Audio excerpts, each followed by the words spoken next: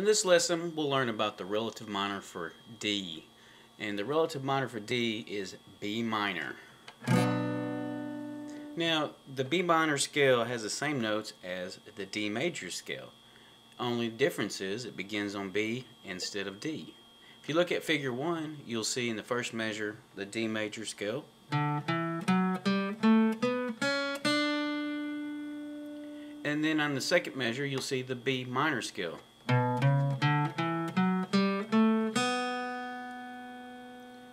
It just starts, the whole scale pattern starts on B, so that's normally the sixth scale step of the the D major. So we got our B, we got our C sharp, we got our D, we've got our E, we got our F sharp, we got our G, A, and then B again. And that's figure 1. In figure 2, you'll see the B minor chord. It's actually our first bar chord that we've played in this course. Now, the B minor, this shape I'm showing you right here, is the same shape as the A minor in the open. The only difference is there's the A minor. Just imagine that we slide everything up 2 frets. So we're sliding up these fingers, but we also have to slide that nut up 1, 2. So what we do is we create a bar with our finger, and then we fill in the rest of our chord shape, and then therefore is our B minor chord. So if you look again, there's the A minor. If I move it up 1 fret, it's the B flat minor, and 1 more fret, we have our B minor chord, and that's in figure 2. If you want to look at the tab for it. In figure 3, we'll have the extended major scale. In this diagram or picture, you'll see the B on the second fret of the A string in parentheses, and you'll see the open D in parentheses.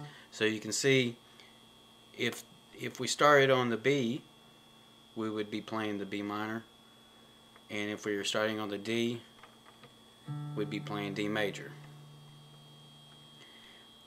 Moving on to figure 4, here's an example of how these 2 chords work together. What I'm going to play here is I've got a little fill in the first measure, and then in the second measure I'll play the same fill, but I'll end it with a B minor.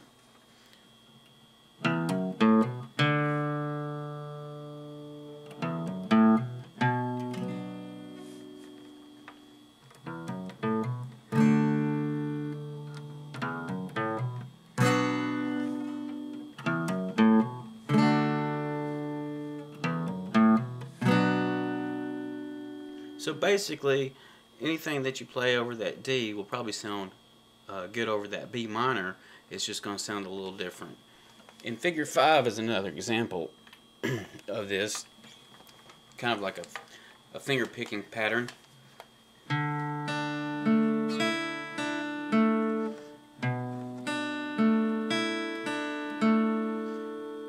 So in the first measure, you'll see we're using our D note as our root, and then we play a little picking pattern there, and then all we do in the second measure is change the root, and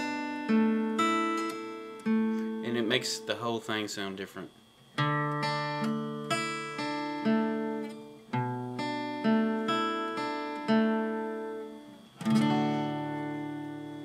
So spend some time playing around with your D chord and then your B minor chord,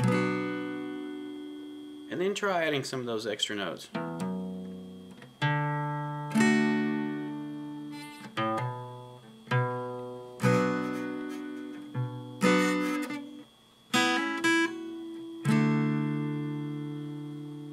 There's lots of little different things you can do with this collection of notes, and you know, part of your learning process is trying to be creative with it yourself and see not only can you play it, but can you do something with it. So spend some time with the scale patterns and these chord shapes and see what you can come up with.